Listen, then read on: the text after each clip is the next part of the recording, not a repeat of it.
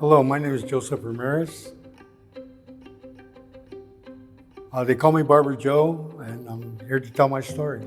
I was once homeless. I'm not homeless anymore. I'm here to talk to the sheriff, cut his hair, and to talk to him about the agencies.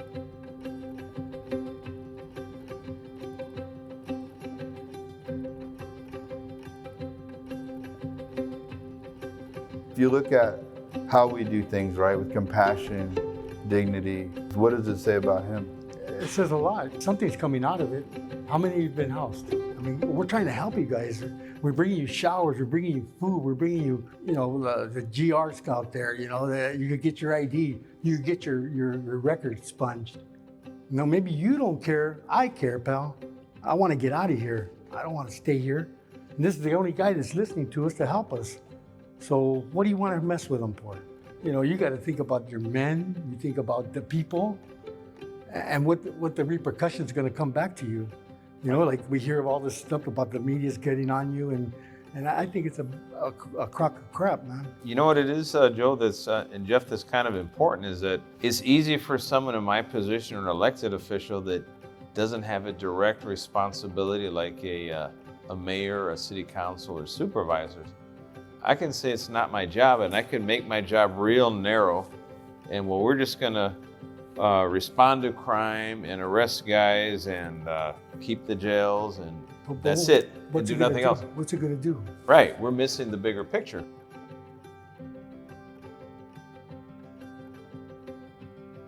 It's not a time for statistics, it's a time for action. How many crimes have been avoided just in the area where you were? By doing it the way we do it. We're gonna sit here and let people die in the streets, or do we address it this way? Like Olvera Street. Yeah. Cleaning up Olvera Street now, all those shops, all those kiosks on Placita Olvera, they're dying. And it's bad. You look at Olvera Street, and I brought this to his attention, that these young 16, 17-year-old kids from Mexico, they become prostitutes, the males. You see all these guys pulling up in Bentleys, Jaguars, 70, 80-year-old men. Come on, And it's bad when you lose your pride and your dignity. It's hard to get back, almost impossible. And what are these kids doing? Just so they can eat, so they can do whatever they got to do, survive. And they become victims of human trafficking. Exactly. But like I say to myself. So that's why there's more to it than just, it's an encampment, it's humane to leave it. Well, I'm here to tell you it's a lot more than that. You have your human trafficking, you have your domestic violence, you have sexual violence, rape, murder, extortion. Theft, extortion, you name it. That's why it's important that we don't allow that to happen. And the way that we break that cycle, that's the difference. Look, when you see people that don't want nothing to do with you guys, okay?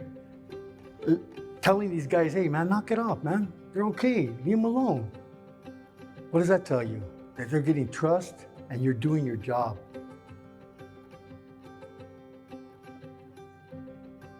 What you're doing is, we really appreciate it because you, as Jeff said, you can actually relate to because you have the lived experience and you have the credibility to tell people when they're at the bottom, despair and whatever got them to that point where they're now homeless and making bad choices, that hey, maybe it's just one good choice. So before you met us, how many different organizations and systems were you involved with? About 8 of them, but consistently, every year, same thing over and over.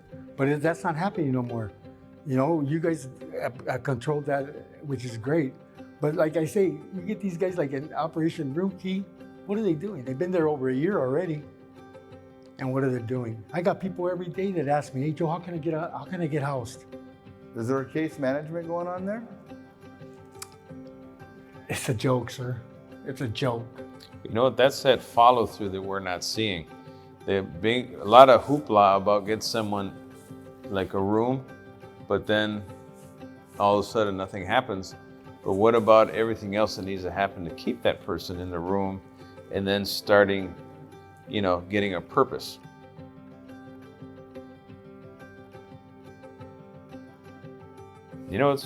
What's funny, Joe?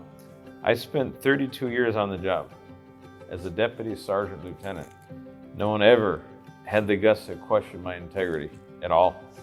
And through thick and thin.